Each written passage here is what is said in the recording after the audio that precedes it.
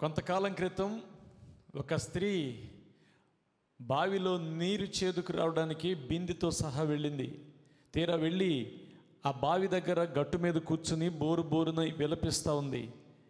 ఇంతలో మరొక స్త్రీ ఆ బావి దగ్గర నీళ్ల కోసం వచ్చి ఆ బాధపడుతున్న ఆమె వైపు చూసి, ఎందుకమ్మా అంతగా దుఃఖపడుతున్నావు, ఏం జరిగింది అని అడిగితే ఆమె చెప్పింది కదా, అక్క కొంతకాలం క్రితం నాకు ఒక కొడుకు ఉండేవాడు, వాడిని తీసుకుని ఇదే బావి దగ్గరకు వచ్చాను. తీరా వచ్చి నేను నీళ్లు చేదుతూ ఉండగా వాడు పొరపాటున ఈ బావిలో పడి చనిపోయాడు. అవునా, మరి ఎప్పుడో చనిపోయిన బాబు గురించి ఇప్పుడెందుకు బాధపడుతున్నావమ్మా అంటే, అయితే నేను మరలా ఇప్పుడు గర్భం దాల్చాను, కన్సీవ్ అయ్యాను. మరలా ఒకవేళ నాకు బాబో పాపో పుడితే, మరలా ఒకవేళ నేను ఆ బిడ్డను తీసుకుని బిందెతో సహా ఈ బావి దగ్గరకు వస్తే మరలా జరగరానిది ఆ బేబీ కూడా ఇలాగే బావిలో పడిపోయి చనిపోతాడేమో కదా అని భయపడుతూ అది తలంచుకుని బాధపడుతున్నానక్క అని చెప్పిందట. ఎంత విడ్డూరం, ఎంత విచారం కదా. ఈరోజు ఆ కథనంలో ఉన్న స్త్రీ వలనే చాలామంది ఎప్పుడో జరిగిపోయిన వాటిని తలపోసుకుంటూ, ఓటములను తలపోసుకుంటూ, పరాజయాలను గూర్చి పనిగట్టుకుని ఆలోచిస్తూ, తీరిక చేసుకుని తలపోసుకుంటూ మనస్సులో నెమ్మది లేకుండా బ్రతుకుతున్నారు. కానీ హెబ్రీ గ్రంథకర్త 12వ అధ్యాయం 3వ వచనంలో చెప్పాడు, యేసుక్రీస్తు వారిని తలంచుకోండి అని చెప్పాడు. యేసుక్రీస్తు వారిని తలపోసుకోవడం అంటే ఏమిటి?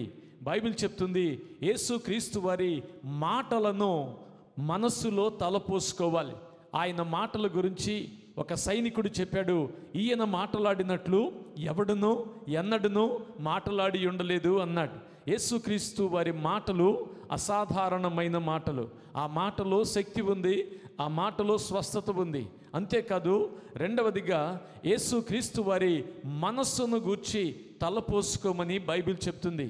యేసుక్రీస్తు వారి మనస్సు ఎలాంటిది అంటే, ఫిలిప్పీలకు రాసిన పత్రిక 4వ అధ్యాయంలో పౌలు భక్తుడు చెప్తున్నాడు, ఆయన మనస్సు మనుజాశలను అనుసరించి నడుచుకొనని మనస్సు, పాపము చేయని మనస్సు, పాపమును తలంచని మనస్సు అని చెప్పాడు. ఈరోజు మానవ కోటి భయంకరమైన పాపములో మ్రగ్గి నిత్య నరకానికి జోగుతున్నారు.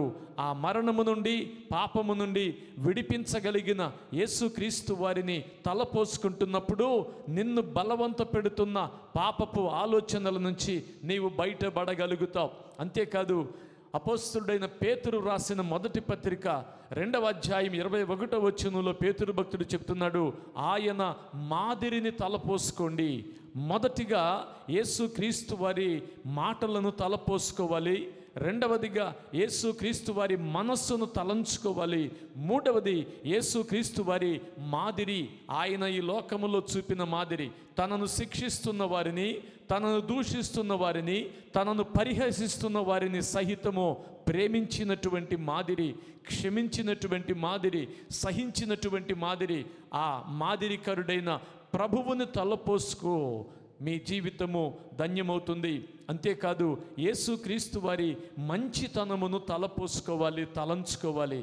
ఆయన వలె ఈ లోకములో మనము కూడా అందరికీ మంచి చేసేవారముగా, మంచిని పంచేవారముగా, మంచిని పెంచేవారముగా దేవుని ప్రజలుగా మనము బ్రతికినట్లయితే మనలను బట్టి ప్రభువు నామము ఘనపరచబడుతుంది, మన బ్రతుకులు ధన్య చరితార్థమవుతాయి. అలా కాకుండా ఎప్పుడో జరిగిన ఒక నష్టాన్ని, ఎప్పుడో జరిగిన ఒక దుఃఖ సంఘటనను తలపోసుకొని ప్రస్తుతపు సమయాన్ని, భవిష్యత్తును గురించి భయాన్ని కలిగి ప్రస్తుత ఆనందాలను కాలరాస్తున్న ఓ సోదరి, సోదరుడా, కళ్ళు తెరుస్తావా? క్రీస్తు వైపు చూస్తావా? ప్రభువును తలంచుకుంటావా? ఆయనిచ్చే ఈ మేలులు అందుకుంటావా? God bless you.